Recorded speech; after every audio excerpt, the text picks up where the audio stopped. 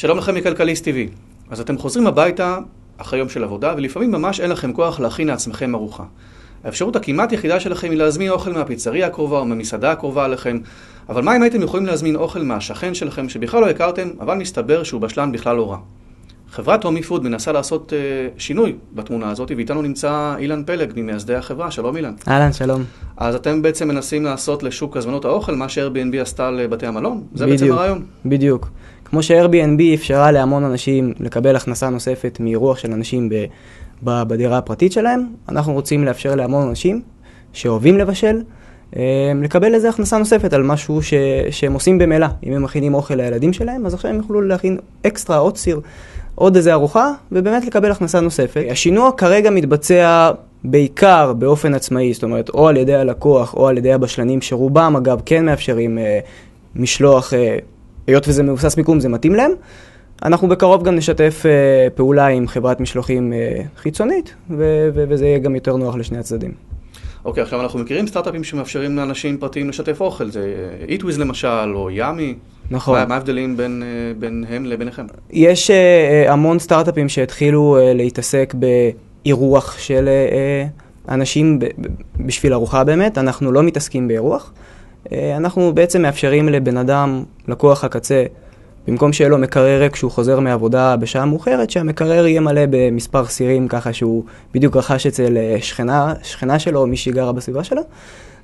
אז לא מדובר פה באירוח. ומיזמים שכן מאפשרים לקנות אוכל פרטי הביתה, הם מאוד מאוד מגבילים את התפוצה שלהם. אם אמא שלי למשל, שהיא מורה במקצוע ואוהבת להכין אוכל, רוצה לאפשר לעצמה למכור גם, היא לא תוכל להירשם למיזמים שכאלה, כי פשוט היא לא יכולה להתחייב אליהם. היא לא יכולה, ואנחנו בעצם שוק מאוד מאוד חופשי ופתוח. אז מה שאנחנו באמת מאמינים בו, זה שבעידן של היום, עידן האינטרנט, מה שבאמת קובע את טיב הבשלנים או טיב הספקים לצורך העניין בכל סטארט-אפ אחר, הוא הקהל. אנחנו מאוד מאמינים במה שנקרא crowdsourcing, בדעת קהל, והקהל הולך להחליט על המובנב מי טוב ומי פחות טוב, על ידי מערכת של תגובות שאנחנו עובדים עליו מאוד חזק, ופחות מאמינים בגישה שצוות האתר יבדוק כל אחד. טוב, לעצמי שבעידן של מאסטר שף, היום כל אחד רוצה להיות שף, אז איזה ביקוש אתם רואים לשירות הזה? ביקוש מדהים, אנחנו השקנו את הבטא שלנו רק לפני חודשיים, וכבר יש לנו בשלנים מכל הארץ, יש לנו כבר משהו כמו 1,300 מנות באתר שמוצאות למחירה, מעל 120 בשלנים, ואנחנו מתרחבים בקצב מדהים. והשלב הבא זה חול, כמובן. אוקיי, אז מה המודל העסקי בסופו של דבר? המודל העסקי שלא מיושם כרגע משיקולים אסטרטגיים, יש לנו בעצם שניים כאלה. אחד הוא קידום בשלנים.